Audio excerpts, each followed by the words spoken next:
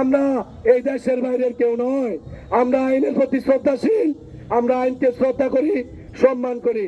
আমরা আইনকে সম্মান করে আমরা আমাদের রাস্তা ছেড়ে দিয়েছিলাম।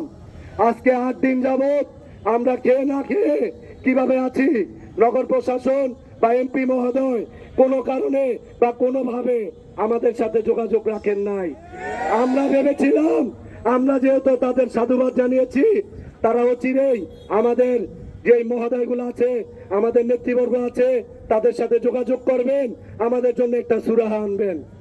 আমরা দেখিনি, তারা আমাদেরকে ডাকেনি। আমাদের দাবি আদায় যতক্ষণ না মানা হবে, আমরা দেশের এবং জনগণের কথা চিন্তা করেই আমরা আন্দোলন সংগ্রাম পরিচালনা করব।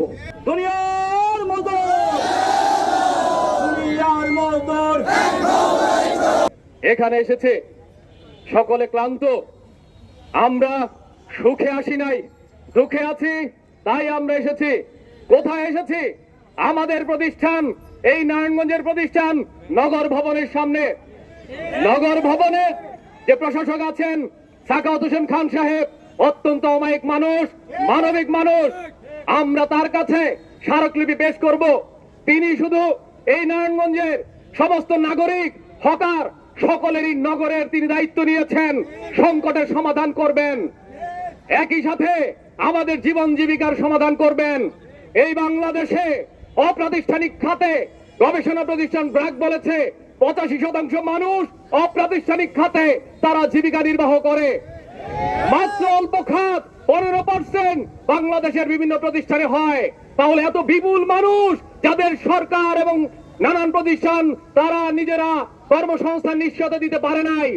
আমরা বসেছি, আমরা জনদুর্ভোগ চাই না, আমরা আমাদের হক চাই, আমরা আমাদের বেঁচে থাকার অধিকার চাই। তাই আমরা বলবো, আমাদের বিবেচনা, নগরের বিবেচনা, সাধারণ মানুষের বিবেচনা, সকলের বিবেচনা করে এই নগরের আমরা সকলের নাগরিক, এই নাগরিক বিবেচনা করে আমাদের সংকটের সমাধান সাখাওয়াত সাহেব করবেন, তার প্রতি আমরা শ্রদ্ধাশীল। একই সাথে নারায়ণগঞ্জে 5 আসনের অত্যন্ত শ্রদ্ধাভাজন এমপি সাহেব আছেন, তিনিও নাগরিক বান্ধব মানুষ, তিনিও মানবিক বিবেচনা করে আমাদের প্রতি সুদৃষ্টি রাখবেন। আমরা সে আশা করছি আমাদেরকে আর রোদে পড়াবেন না, আমাদেরকে রাস্তায় আনবেন না। আমরা এটা শান্তিপূর্ণ সমাধান চাই, সেই লক্ষ্যে আমরা যাচ্ছি। আপনারা এখানে শান্তিপূর্ণভাবে অবস্থান করবেন, কোনো অরাজকতা করবেন না, কোনো উস্কানিতে পা দিবেন না। মনে রাখবেন, উস্কানি দিয়ে আন্দোলন হয় না। শান্তিপূর্ণভাবে আমরা আমাদের ন্যায্য দাবি আদায় করব। সকলকে ধৈর্য ধরার আহ্বান করছি।